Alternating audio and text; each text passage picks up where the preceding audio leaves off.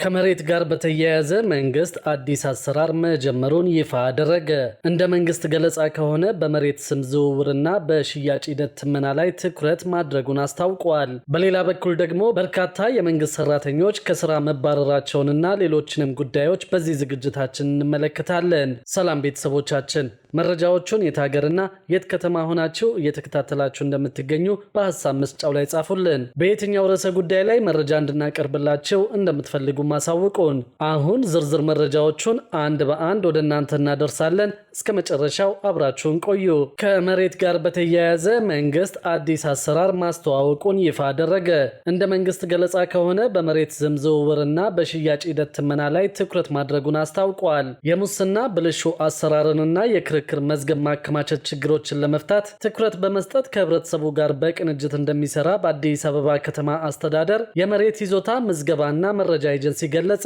የኤጀንሲው የመልካም አስተዳደር ተወካይ አቶ ግርማ አረዶ እንዳሉት በከተማው እየተካሄደ ያለውን ዘመናዊ የካዳስተር ስርዓት ግንባታ ሂደት በህብረተሰቡ የሚስተዋሉ ችግሮችንም በመታገል ለስኬቱ አስተዋጽኦ ማበርከት ይገባል። በሰነድ ማረጋገጥ ሂደት ተገቢ መረጃ ባለመሟላት ተከማችተው የቆዩ 97000 በላይ መዝገቦች እንደነበሩ አውስተው እስከ ሰኔ ወር መጨረሻ ድረስ በተተገበሩ ስራዎች የ42000 በላይ የክርክር መዝገቦች ችግርን በመፍታት የተገልጋዩን ጥያቄ መመለስ መቻሉን የጠቆሙት በየክፍለ ከተማው የሚገኙ 10 ቅርንጫፎች ለሰራተኞችና ለተገልጋዮች ምቹ አለመሆን በመልካም አስተዳደር ችግር የተለዩ መሆናቸውን አቶ ግርማ ተናግረዋል። በተያዘው በጀት ዓመትም በክርክር መዝገብ ተከማችተው የመጡ 55000 የሚሆኑ ቀሪ መዝገቦችን ከክርክር መዝገብ ለማውጣት በትኩረት እንደሚሰራም አመልክተዋል። ለትግበራው ህብረተሰቡ እንዲተባበርም አቶ ግርማ ጠይቀዋል። የሲስተም መቆራረጥ ችግርን ለመፍታት ዘንድሮ ትኩረት ይደረጋል ያሉት አቶ ግርማ ችግሩን ለመፍታት በከተማ አስተዳደር ደረጃ ኮሚቴ ተቋቁሞ ችግሩን በመፍታት የተሳለጠ አገልግሎት ለማቅረብ እንደሚሰራ አመልክተዋል። በኤጀንሲው የቅሬታ ምንጭ ሆነው የተለዩ ስም ዝውውርና በሽያጭ ሂደት ትመና ላይ የሚነሱ ቅሬታዎችን ጥብቅ ቁጥጥር እንደሚደረግባቸውም ተናግረዋል። የቦታ ይተካልኝ ጥያቄዎችም የኪራይ ሰብሳቢነትና የቅሬታ ምንጭ እንዳይሆኑ ትኩረት የሚደረግባቸው ይሆናሉ ብለዋል። የ10 የክፍለ ከተማ ቅርንጫፍ ጽህፈት ቤቶችን ከ16 ሚሊዮን ብር በላይ በባለሀብቶች ትብብር ገንዘብ ተሰባስቦ እድሳት መደረጉንም አመልክተዋል። 11ኛ ክፍለ ከተማ ሆኖ በተዋቀረው ለሚኩራ ክፍለ ከተማ ላይ ተከፍቶ የተጀመረውን ጽህፈት ቤት ያለበትን የቦታ እጥረት ለመቅረፍ ጥረት ተደርጎ የተገኘ ውጤት ቢኖርም በቂ ባለመሆኑ ተጨማሪ ክፍሎች እንዲገኙ እየተሰራ መሆኑን አመልክተዋል። በሌላ በኩል ደግሞ ተቋሙ በሌብነትና በብልሹ አሰራር ላይ በተሰማሩ 16 ሰራተኞች ላይ እርምጃ መውሰዱን ገለጸ። በሌብነትና ብልሹ አሰራር ላይ የተሰማሩ 6 አመራሮችና 10 ሰራተኞች ላይ የተለያየ እርምጃ መውሰዱን የአዲስ አበባ ከተማ አስተዳደር የግንባታ ፈቃድና ቁጥጥር ባለስልጣን አስታወቀ።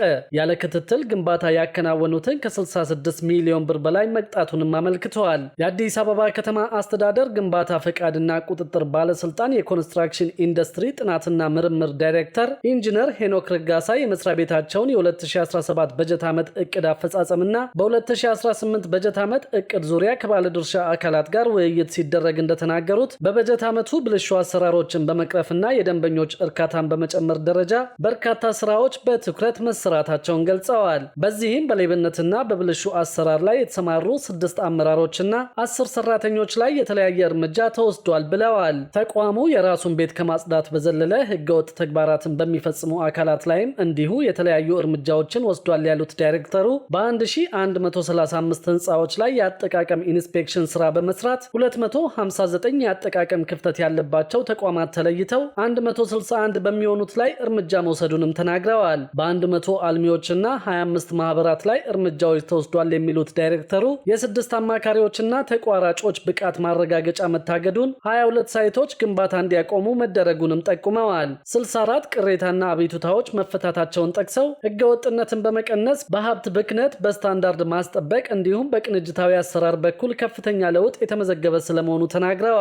ተቋሙ ከ41000 በላይ የእድሳትና ጊዜያዊ የግንባታ ፍቃድ እንዲሁም ደግሞ 5000 በላይ የግንባታ ማሻሻያና ማራዘሚያ ፍቃድ እንደሰጠ ኢንጂነር ሄኖክ አመልክተው ጠቅሰው በበጀት ዓመቱ በተቋሙ 936 ሙሉ በሙሉ ለተጠናቀቁ ግንባታዎችና 706 በከፊል ለተጠናቀቁ ህንፃዎች የመጠቀሚያ ፈቃድ መስጠቱን ገልጸዋል። በበጀት ዓመቱ ተቋሙ ከሚሰጣቸው አገልግሎቶች ከ301 ሚሊዮን ብር በላይ ገቢ ማግኘት እንደቻለና ከ117 ሚሊዮን ብር በላይ ወጪ እንዳወጣ ኢንጂነር ሄኖክ ተናግረዋል። በሌላ በኩል ደግሞ በኢትዮጵያ የቦታ ጥበት እየተከሰተ መሆኑን አንድ ጥናት ይፋ አድርጓል። ያለው የቤት እጥረት ተባብሶ እንደሚቀጥልና በቀጣይ 2 ዓመታት ውስጥ ከ4 ሚሊዮን በላይ የሚሆኑ ወጣቶች የመኖሪያ ቤት ፈላጊ እንደሚሆኑ ተጠቁመዋል። በኢትዮጵያ ከ2 ዓመት በኋላ በዝቅተኛ የኑሮ ደረጃ ላይ የሚገኙ ከ4 ሚሊዮን በላይ ጎጆ የሚወጡና የመኖሪያ ቤት ፈላጊ የሚሆኑ ወጣቶች እንደሚኖሩ ሃቢታት ፎር ሂውማኒቲ ኢትዮጵያ የተሰኘው መንግስታዊ ያልሆነ ግብረሰናይ ድርጅት ባጠናው ጥናት ማረጋገጡን አስታውቀዋል። በድርጅቱ የበጎ ፈቃድና ወጣቶች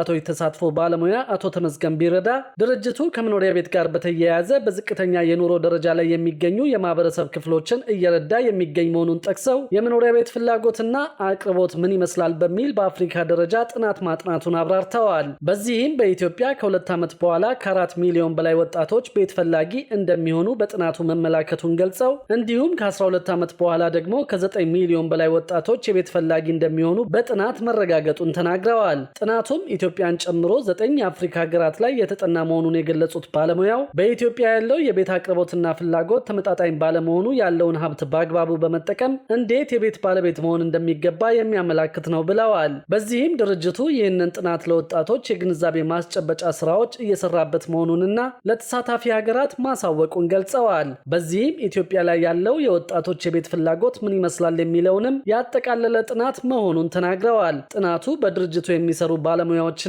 ከሌሎች ሀገራት የተሰሩ ጥናቶችን እንዴት ማጥናት እንደሚችሉ በማየት በግብዓትነት በመጠቀም የተከናወነ ስለመሆኑም ገልጸዋል።